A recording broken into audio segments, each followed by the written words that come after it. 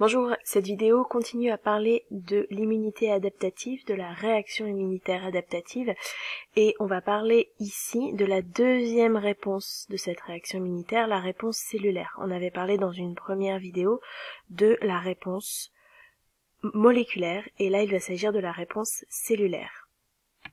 Alors, cette vidéo permet de voir en réel cette réaction cellulaire. Vous avez ici au centre une cellule cancéreuse et ici une cellule immunitaire qu'on appelle un lymphocyte T cytotoxique. Il y en a d'autres autour. Et on voit que les lymphocytes T cytotoxiques viennent s'approcher de cette cellule cancéreuse, viennent la toucher, viennent à son contact. Et puis, on va finir par voir que cette cellule... Alors, pour cela, on va regarder une vidéo qui va nous permettre de voir cette réponse cellulaire en direct. Donc on a ici au centre une cellule cancéreuse et puis autour plusieurs cellules comme celle-ci qui s'appellent des lymphocytes T cytotoxiques et on voit qu'ils viennent au contact de la cellule cancéreuse, ils viennent la toucher et cette cellule cancéreuse, observez-la bien, son contour va changer. On voit ici que ça commence à se produire et en fait elle est en train d'être détruite. Donc si je fais une pause, on voit que la membrane de la cellule cancéreuse a été détruite et elle est en train de perdre son contenu.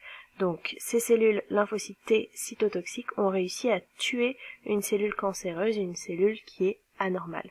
Donc voici ce que va être la réponse cellulaire, ça va être des cellules qui sont capables de tuer d'autres cellules. Donc si on reprend avec un document du livre, on retrouve cette idée d'accolement entre le lymphocyte T cytotoxique et la cellule cible, qui va être par exemple une cellule infectée par un virus, et puis ensuite la cellule infectée qui est détruite par ce contact avec le lymphocyte T cytotoxique. Donc cette cellule immunitaire, le lymphocyte T, d'ailleurs T ça vient de thymus, c'est le lieu où maturent ces lymphocytes. On va les appeler cytotoxiques. Cyto, c'est pour cellule et toxique pour tueur. Alors la question qu'on va se poser, c'est comment est-ce qu'ils détruisent les cellules infectées? On va voir la réponse dans le document suivant, où on suit avec un microscope à fluorescence le contenu de granules, donc qui sont marqués en vert fluo, qui sont présents dans les lymphocytes T cytotoxiques.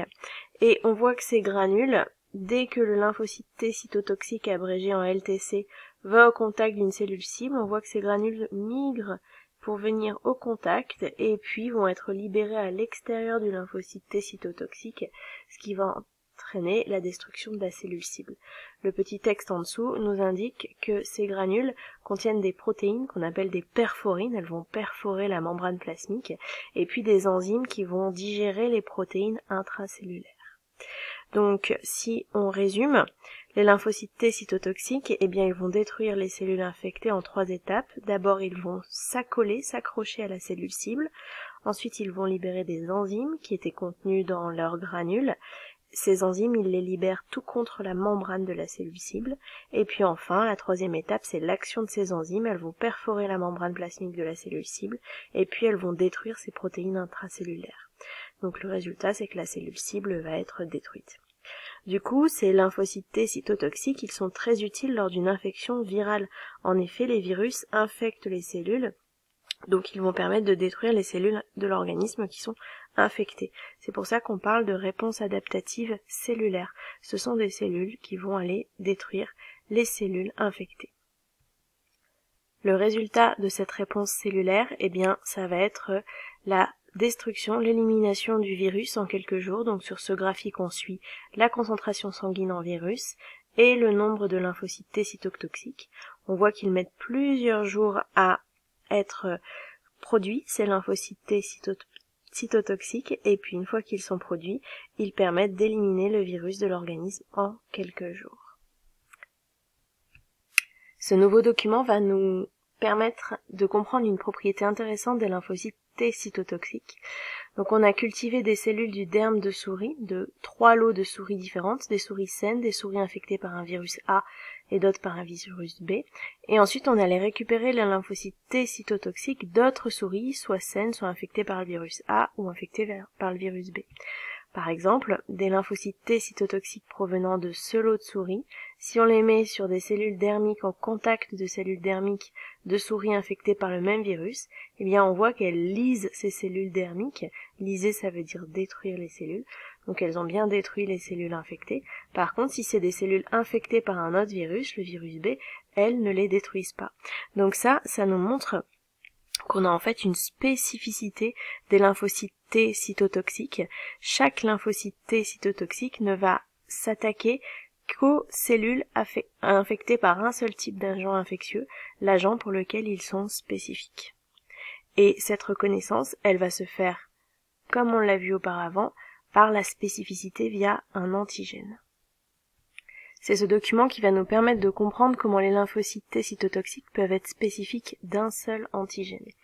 En fait, quand une cellule, donc ici en rose, va être infectée par un virus, qui est ici, le virus va pénétrer dans la cellule, et puis la cellule va utiliser un des peptides c'est un petit morceau de protéine, un des peptides virales. Elle va l'utiliser comme antigène et elle va le présenter à la surface de sa cellule grâce à des molécules du CMH, complexe majeur d'histocompatibilité. C'est des molécules qu'on a déjà vues quand on parlait de la réaction inflammatoire. Donc la cellule en fait signale qu'elle est infectée par tel virus. Et ensuite, elle va pouvoir être reconnue par le lymphocyte T cytotoxique qui lui est spécifique. Comment se fait cette reconnaissance? Eh bien, via un récepteur que porte le lymphocyte T cytotoxique, un récepteur qu'on va appeler récepteur T. Et ce récepteur T, il est spécifique. Ici, on le voit avec la complémentarité de forme, spécifique d'un seul antigène. Et de nouveau, cette spécificité, comme on avait pu la voir pour les anticorps, elle est réalisée par une partie variable du récepteur T, donc une partie qui a une forme en 3D qui n'existe que chez ce récepteur T là. Chez un autre lymphocyte T cytotoxique, son récepteur T aurait une autre forme en 3 dimensions et ne pourrait pas reconnaître cet antigène.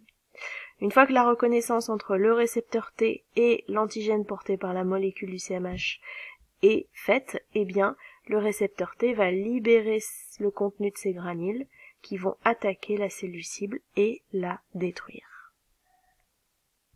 Il existe donc une très grande variabilité des lymphocytes T cytotoxiques et grâce à cette variabilité, eh bien, il y a une spécificité de ces cellules contre chacune un seul antigène, donc un seul agent infectieux.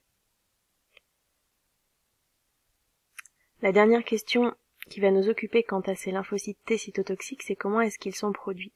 Alors leur production ne va se faire que plusieurs jours après l'infection par un agent pathogène comme par exemple le virus de la grippe. Il faut attendre que la réaction inflammatoire ait mis en place via des cellules dendritiques une présentation de l'antigène. Donc l'antigène ici est présenté sur une molécule du CMH par une cellule dendritique par exemple, qui a obtenu ces antigènes en phagocytant le virus, et cette cellule qui devient présentatrice de l'antigène va migrer vers les ganglions lymphatiques. Donc on la retrouve ici, et là elle va présenter l'antigène au lymphocyte T CD8. CD8, c'est parce que le type de récepteur qu'il possède est appelé récepteur T CD8. L'un de ces lymphocytes T CD8 va avoir le récepteur T spécifique de cet antigène-là. Et ça va avoir pour effet de l'activer. L'activation de cet unique lymphocyte T CD8 va entraîner sa prolifération, donc des divisions cellulaires qui vont permettre d'obtenir un clone de ce lymphocyte T CD8. Et puis ensuite, il va se différencier en lymphocyte T cytotoxiques, et ces lymphocytes T vont pouvoir aller dans tout l'organisme, essayer de repérer des cellules infectées grâce à leur récepteur T et les détruire. Donc si je résume, on a vu dans la réaction immunitaire adaptative les lymphocytes B qui se différencient en plasmocytes, et là on vient de voir les lymphocytes T CD8 qui se différencient en lymphocytes T cytotoxiques. Eh bien, il y en a un troisième type de lymphocytes, et on va le découvrir en regardant le cas du sida. Ce troisième type, ça va être les lymphocytes T auxiliaires. Ce graphique présente l'évolution du sida suite à l'infection en semaine numéro 1 par le virus VIH. on va pouvoir suivre la réaction immunitaire adaptative en regardant la courbe bleue qui montre la quantité de lymphocytes T cytotoxiques qui dérivent des lymphocytes T CD8 et la quantité d'anticorps anti-VIH sécrétés par les lymphocytes B. On voit que cette réaction immunitaire se met en place au bout de quelques temps, ça on l'a déjà vu, c'est pas immédiat cette réaction immunitaire adaptative, mais surtout ce qu'on voit c'est qu'au bout d'un certain temps, alors ça varie complètement selon les patients, l'état de santé et l'état de soins qu'ils peuvent avoir, eh bien ces réactions immunitaires vont complètement s'effondrer et on entre dans la phase de SIDA, syndrome d'immunodéficience, il n'y a plus de réaction immunitaire et on voit que là le virus va pouvoir vraiment augmenter alors que jusqu'à présent sa quantité était restée limitée grâce au système immunitaire. Ça va être le cas pour le virus du VIH, mais aussi pour tous les autres virus que l'être humain pourrait rencontrer. Et du coup, dès qu'on est dans la phase de SIDA, eh bien, le malade va pouvoir être très fortement affaibli par une simple grippe puisqu'il n'a plus de système immunitaire. Ce qu'on découvre sur ce graphique, c'est un dernier type de lymphocytes, les TCD4, et on voit que ces TCD4, il leur arrive la même chose que les autres, sauf qu'ils diminuent plus tôt. Et ils ont même diminué dès le début de l'infection. Et en fait, ça nous montre que le virus du VIH, il a la particularité d'infecter le système immunitaire. Il est spécifique des cellules TCD4. Donc le VIH attaque et détruit les lymphocytes TCD4. Et on voit que du coup, ces lymphocytes TCD4, ils ont une importance énorme, puisque s'ils sont détruits, quand leur nombre diminue, ça finit par entraîner une chute complète de la réaction immunitaire. Alors on va essayer de comprendre pourquoi en regardant leur rôle. Alors ces lymphocytes TCD4, on les voit ici, ils s'appellent CD4, TCD4 parce qu'ils ont aussi des récepteurs T, mais cette fois-ci de type CD4, alors que là les récepteurs T dont on avait parlé c'était de type CD8, et ça fonctionne de la même manière. Ces lymphocytes TCD4, ils vont reconnaître un antigène qui leur est présenté par une cellule présentatrice de l'antigène, ils vont le reconnaître grâce à leur récepteur T, et ils vont proliférer puis se différencier, cette fois-ci en lymphocytes T auxiliaires. Et ces lymphocytes, leur rôle c'est de produire une molécule très importante, l'interleukine, et cette interleukine, elle va avoir un rôle pivot puisqu'elle va amplifier la réaction qui aboutissait à la production d'anticorps, donc la réponse moléculaire, et elle va aussi amplifier la réaction qui aboutissait à la fabrication des lymphocytes T cytotoxiques. Donc les lymphocytes T auxiliaires vont vraiment avoir un rôle pivot, on dit aussi des fois un rôle de chef d'orchestre dans la réaction immunitaire adaptative, ils vont la coordonner, ils vont l'amplifier. Donc si le VIH s'attaque à ces lymphocytes TCD4, eh bien il détruit le chef d'orchestre de la réaction immunitaire et il aboutit à une phase d'immunodéficience acquise.